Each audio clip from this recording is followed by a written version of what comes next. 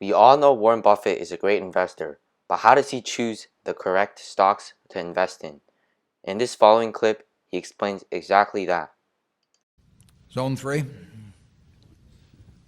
Good afternoon.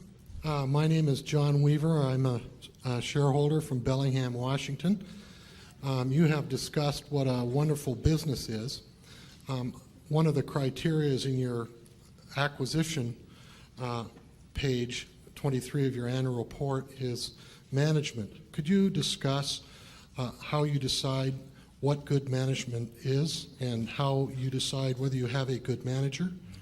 The really great business is one that doesn't require good management. I mean, that's a terrific business. And the poor business is one that can only succeed or even survive with great management. And but we look for people that know their businesses, love their businesses, love their shareholders, want to treat them as partners, and we still look to the underlying business. Though if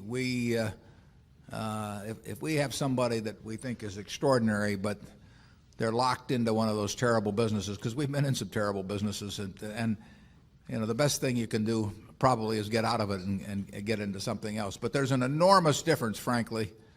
There's an enormous difference in the talent of American business managers. The CEOs of the Fortune 500 are not selected like 500 members of the American Olympic track and field team, and it is not the same process, and you do not have the uniformity of top quality that you get with the American Olympic team in any sport. You do not get that in top management in American business. You get some very able people, some terrific people, like a Bill Gates that we just mentioned, but you get a lot of mediocrity too.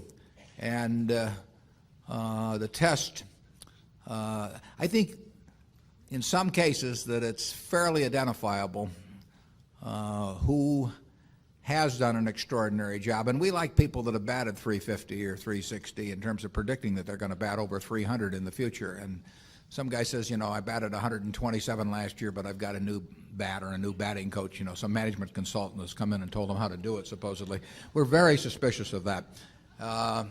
So we don't like banjo hitters who suddenly proclaim that they can become power hitters, and then we try to figure out what their attitude is toward shareholders, and that isn't uniform either throughout corporate America. It's far from uniform.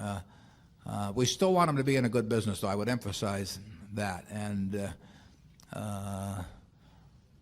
we feel that I mean, when I gave the illustration of Tom Murphy in the annual report. I mean, no one had either the ability, no one could top his ability or integrity in terms of the way he ran Cap Cities for decades. I mean, and you could see it in 50 different ways. I mean, he was thinking about the shareholders, and he not only thought about them, he knew what to do to forward their interests. And in terms of building the business, he only built it when it made sense, not when it did something for his ego or to make it larger alone. He did it when it was in his shareholders' interests. And they're not all Tom Murphys, but when you find them and they're in a decent business, you want to bet very heavily and not make the same mistake I made by selling out once or twice too. If you enjoyed this video, please subscribe, like, and comment. It really helps out with the channel. And as always, thank you guys for watching.